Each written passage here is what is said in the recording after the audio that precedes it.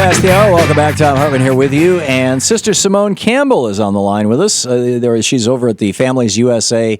There you go. I see you. Sister Campbell. She's the executive director of Network, a national Catholic social justice lobby, has led 3 cross-country Nuns on the Bus trips, and she's the author of the book, A Nun on the Bus, How All of Us Can Create Hope, Change, and Community. The website is networklobby.org. And Sister Campbell, it is great to talk with you again. Thanks for dropping by today. Oh, glad to be with you.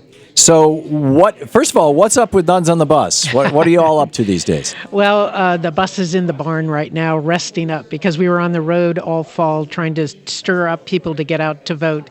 And I'm not exactly sure what our next project's going to be. So this year we've taken to hosting business roundtables around the country without a bus, because it's a high-cost effort to have the bus on the road. But what we're doing is talking with business about business for the common good and the contributions that business makes. And one of the issues that we're hearing a lot from businesses, especially small businesses, the pressure of healthcare premiums and the healthcare dollar, how hard it is to provide benefits to employees. And that's been one of our focus in trying to say the common good means we have to make the Affordable Care Act work for everyone. Yeah, amen.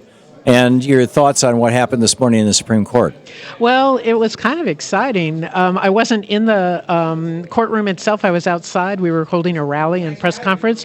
But what we have heard is that Justice Kennedy asked some really probing questions about if the folks making the appeal, trying to attack the Affordable Care Act, were actually talking about forcing states to do certain actions. And what's interesting to me about that is that he was appearing to think that the law shouldn't force states to either make an exchange, that there should be some options for states, which would be good news that the appellants, which is a very complicated case, but actually it comes down to 6 words. The appellants, who are the folks making the appeal to the Supreme Court, want to strike down the Affordable Care Act for 6 words out of the whole 1,000 pages. So what we know from the argument was that it appeared that many of the justices didn't think that argument held a lot of weight. Some did. So we don't have a clear way that the court's going to rule, but what we know is the court needs to uphold the Affordable Care Act so that real people,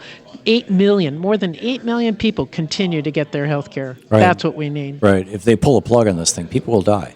Absolutely, literally. And can I tell you a story of a woman I met last January of 2014, who had just gotten health insurance for herself, her husband, and her 2 girls on the exchange.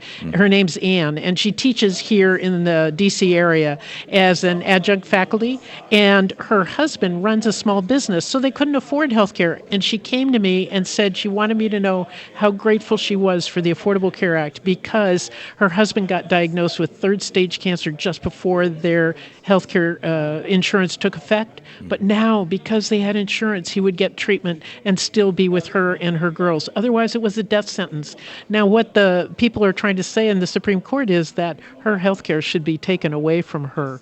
That's wrong. That's not... I come at this as a Catholic. The dignity of every person, a pro-life stance, that is not pro-life to say that our people should not have health care. It's wrong. Yeah. It is just wrong. Yeah, you look at Matthew 25 and you wonder who would Jesus deny health care to? I mean, it's very much not what he was saying. You know, exactly. It's the exact opposite in my book. Yeah. And so while I do it from faith, what I say is that where we come together is the Constitution, and we the people have the same values. It's all about the community of our nation taking care of each other, forming a better union. That's what we're about. We're talking to Sister Simone Campbell, an attorney, the executive director of Network, a national Catholic social justice lobby, and author of A Nun on the Bus, How All of Us Can Create Hope, Change, and Community.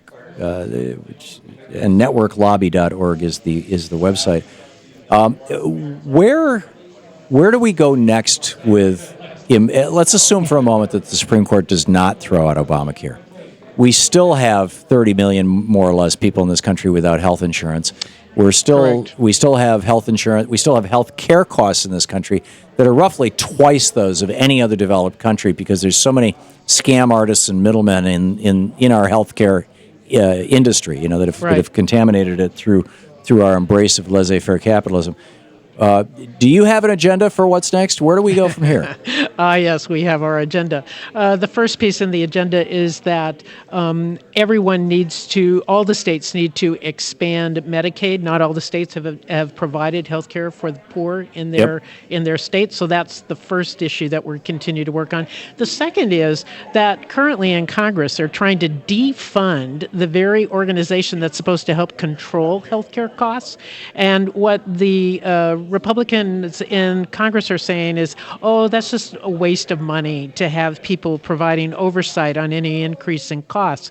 And what we're saying is no, the responsible way forward to keep healthcare affordable is to increase competition, which is the market approach, and to make sure that any increase in costs is justified by actual costs, not just by whim of the market. So what we're trying to do is to support the funding of that oversight organization. Those are our two top issues at this point. We won't be out of work, that's for sure. Oh no, you definitely won't. We have just a minute left, Sister Campbell. The principal argument, it seems to me right now, is between the Maggie Thatcher statement, there is no such thing as society, there's only a collection of individuals, and FDR's worldview that every person is part of society and society is part of every person. We're here for each other, essentially.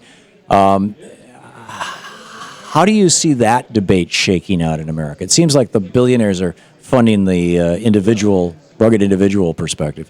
I think that's the problem, and the experience that we have of people feeling pushed out by all the negativism in politics and the hyper-politicization of any governance question. Anything for the common good is just made political. Take, for instance, the immigration fight that we just had with the Department of Homeland Security funding. That was nuts. We, the people, need to stand up and say, we're community, we're together. There you go. Amen.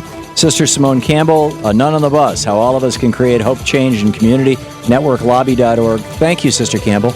Honored to be with you. Thank you. It's great. It's an honor to have you with us, and always great talking to you. We'll be back. It's 28 minutes past the hour.